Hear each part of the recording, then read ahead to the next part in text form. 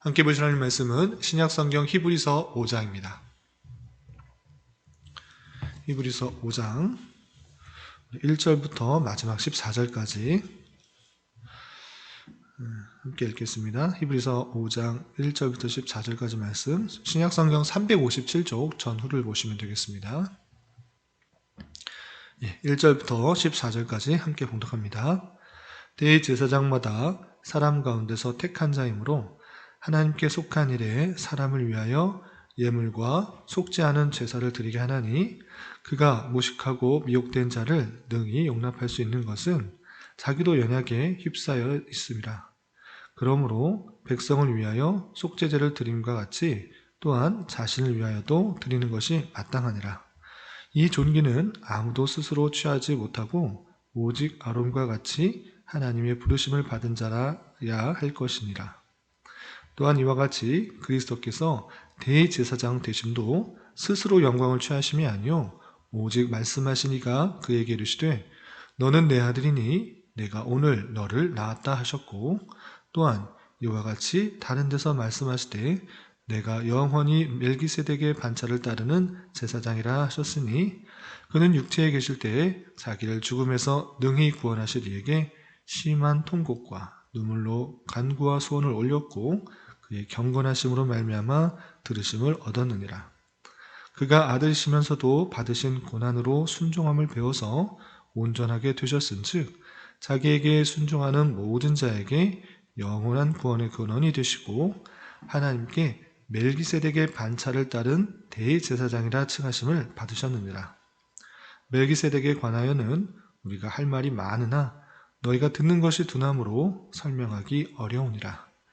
때가 오래되었으므로 너희가 마땅히 선생이 되었을 터인데, 너희가 다시 하나님의 말씀의 초보에 대하여 누구에게서 가르침을 받아야 할 처지이니 단단한 음식은 못 먹고 젖이나 먹어야 할 자가 되었도다.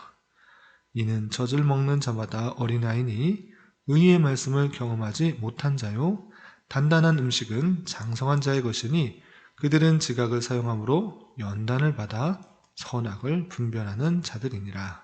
아멘. 감사합니다. 오늘 말씀의 본문은 히브리서 5장입니다. 히브리서 5장은 앞서서 계속해서 설명하고 있는 예수 그리스도가 어떤 분이신지를 구체적으로 설명하는 한 부분인데, 특별히 4장 뒷부분에서 나오고 있는 대제사장인 예수, 큰 대제사장이신 예수 그리스도가 어떠한 의미인지 어떠한 역할을 하게 되는지를 구체적으로 설명하는 부분 중에 한 부분입니다. 그래서 히브리서를 잘 읽게 되면 구약에 있는 제사제도 또는 여러 가지 절기의 내용들, 구약적인 요소들이 신약에 있어서 예수 그리스도께서 어떻게 그것을 성취하고 이루어졌는지를 구체적으로 잘 설명하고 있습니다.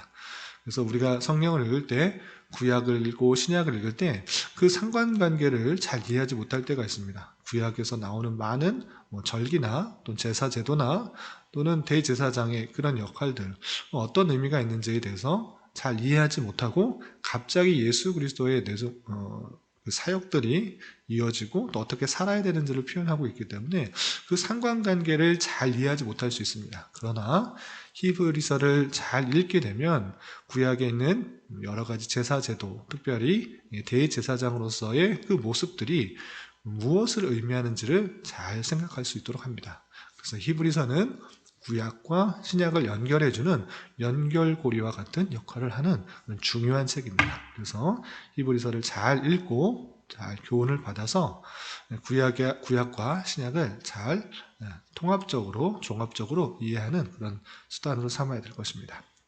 그래서 히브리서 계속해서 살펴보는 것 같이 예수 그리스도께서 어떠한 분이신가 라고 했을 때, 예수 그리스도께서는 하나님의 아들이시다, 이 말의 뜻은 하나님과 동등한 그런 신분적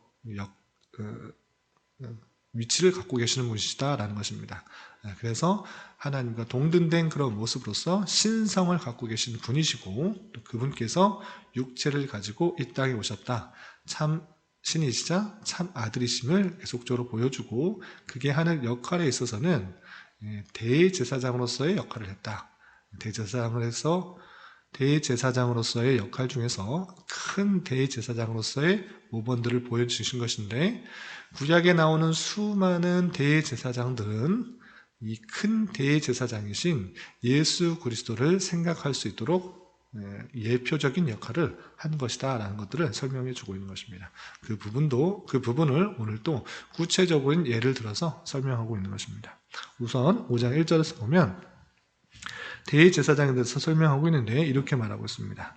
5장 1절, 대제사장마다 사람 가운데서 택한 자이므로 하나님께 속한 일에 사람을 위하여 예물과 속죄하는 제사를 드리게 하나니 라고 되었습니다. 대제사장이 구약시대에 대제사장이 있는데 그 역할들을 계속해서 설명하는 것입니다.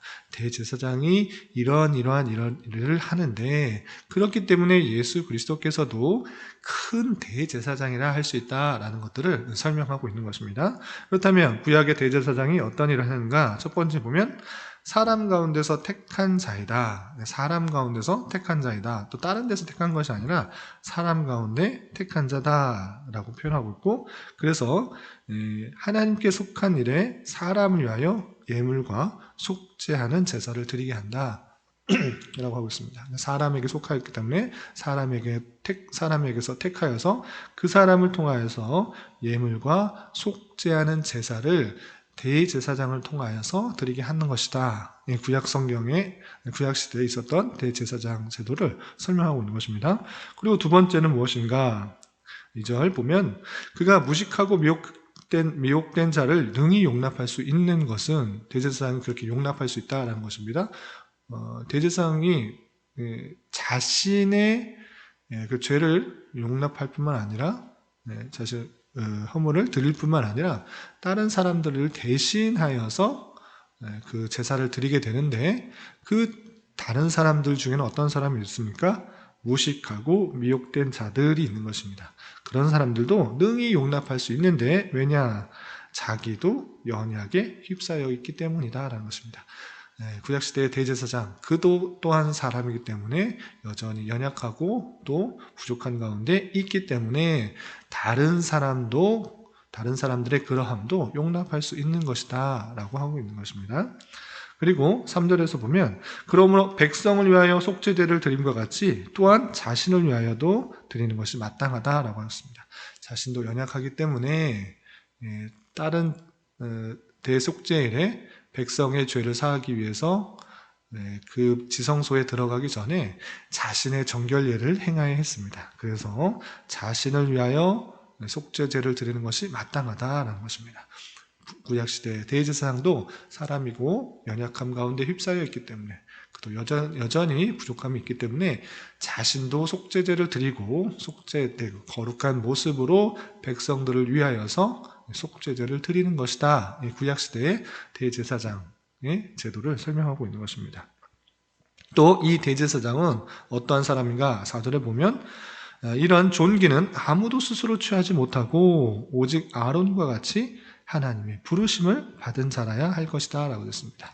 대제사장은 자기가 되고 싶어서 되는 것이 아닙니다. 또는 자기가 되기 싫다고 해서 안 될 수 있는 것이 아닙니다.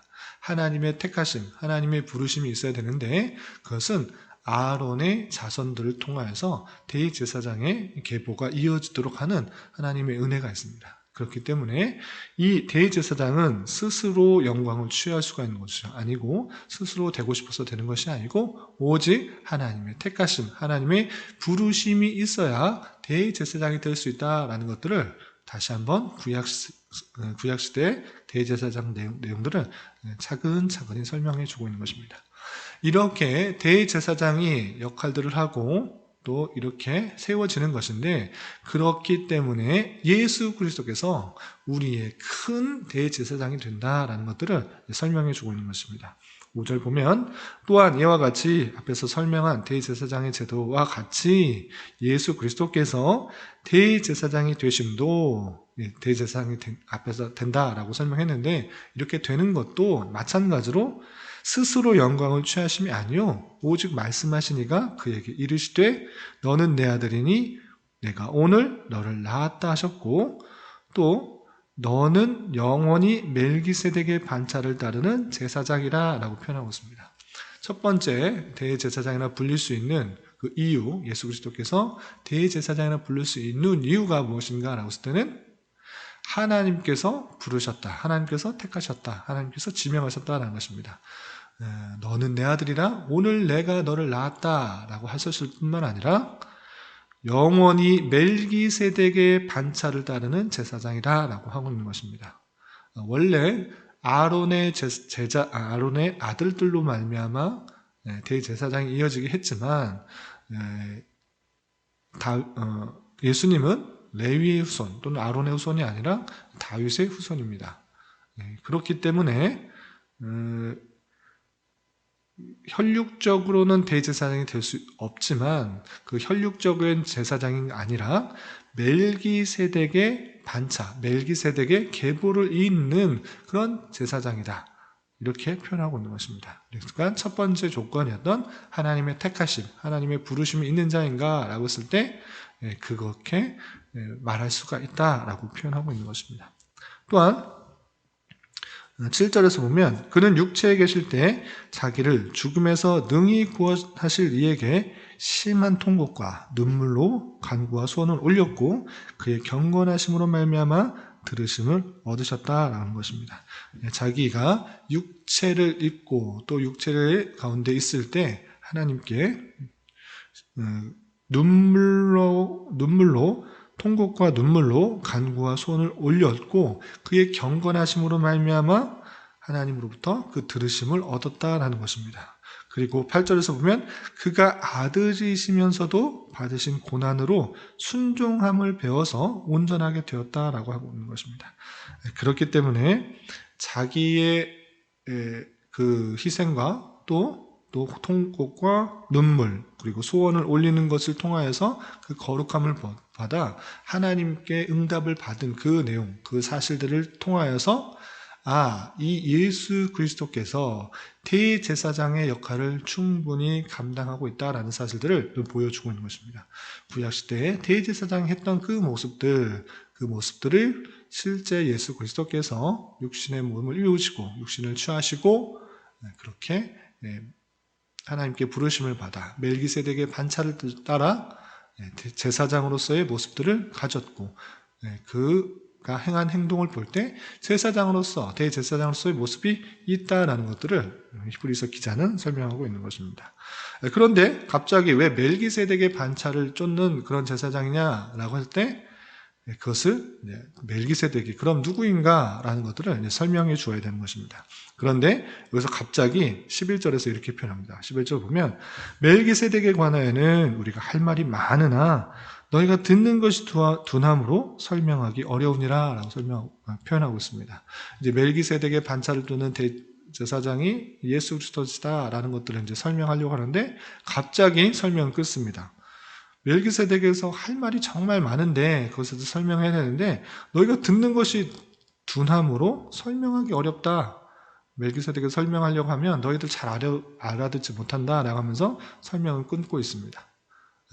그러면서 이렇게 말을 합니다. 12절 보면 때가 오래되었으므로 하나님의 말씀을 듣고 믿고 또 믿음을 가진 시간이 오래되었음에도 불구하고 어떤 모습인가? 너희가 마땅히 선생이 되었을 터인데 너희가 다시 하나님의 말씀의 초보에 대하여 누구에게 가르침을 받아야 할 처지이니 단단한 음식을 못 먹고 젖이나 먹어야 할 자가 되었도다 라고 하고 있습니다. 신앙이 오래되면서 또 단단한 음식을 먹고 또 가르칠 만한 그런 자리에 있어야 되는 것이 마땅한데 아직도 말씀의 초보에 대해서 또 가르침을 받고 또 말씀의 기초에 대해서 또 가르침을 받아야 될 그런 처지가 되었다라고 하면서 한탄스러워하며 그 멜기세덱에 대해서 할 말이 많지만 하지 않겠다 이렇게 표현하고 있는 것입니다. 그래서 너희들의 신앙이 아직 자라지 않음으로 말미암아 내가 이런 말하는 것들이 좀 제한되고 있구나라고 하면서 안타까운 심령을 표현하고 있습니다. 물론 이 멜기세덱에 관하여서 다시 8장에 계속 자세하게 설명하고 있습니다. 그럼에도 불구하고 이 기록자가 느끼기에는 이 바울사도가 느끼기에는 이 멜기세덱에 대해서 말하려고 할 때 그 상대방 말씀을 듣는 사람의 입장을 생각해 보니 여전히 신앙이 성장하지 않고 있는 그 모습들, 말씀의 선생이 되어야 될 그런 위치가 있어야 됨에도 불구하고 아직도 말씀의 초보에 있는 그런 모습을 보고 안타까워하는 것입니다. 그래서 이렇게 표현하고 있습니다. 13절 14절 이는 젖을 먹는 자마다 어린아이니 의의 말씀을 경험하지 못한 자요 단단한 음식은 장성한 자의 것이니 그들은 지각을 사용함으로 연단을 받아 선악을 분별하는 자들이니라 라고 하고 있습니다. 그러니까 신앙의 연륜이 깊어지고 연조가 깊어지면 깊어질수록 신앙의 초보의 모습을 벗어나서 단단한 음식을 먹을 수 있어야 되는 것입니다. 여전히 그냥 예수님 믿으면 구원받는다 이 정도의 내용에서 끝나는 것이 아니라 우리가 믿는 신앙의 전통은 무엇인지, 그리고 다른 이단과의 다른 점이 무엇인지, 장로교가 무엇인지, 말씀의 기초가 무엇인지, 말씀의 정통이 무엇인지, 그리고 하나님이 하나님에 대해서 삼위일체 그의 존재와 또 사역에 대해서, 예수 그리스도의 직분에 대해서 다양한 것들이 많이 있음에도 불구하고 여전히 제자리에 그냥 성경이 몇 권이고 누가 지었고 이 정도에 머무르는 것이 아니다라는 것입니다.